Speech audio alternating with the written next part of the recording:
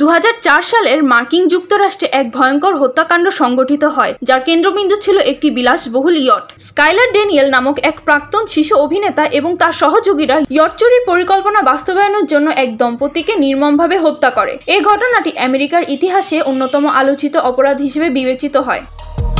যখন দম্পতি তাদের ব্যাংক তথ্য ও অ্যাকাউন্ট পাসওয়ার্ড দিতে অস্বীকার করে, তখন স্কাইলার ড্যানিয়েল আরও হিংস্র হয়ে ওঠে। সে এবং তার সহযোগীরা দম্পতিকে জীবিত অবস্থায় নোঙরের সঙ্গে বেঁধে ইয়ট থেকে গভীর সমুদ্রে ছুঁড়ে ফেলে। বাঁচার জন্য মরিয়া চেষ্টা করলেও শেষ পর্যন্ত তারা সমুদ্রের অতল গভীরে তলিয়ে যান।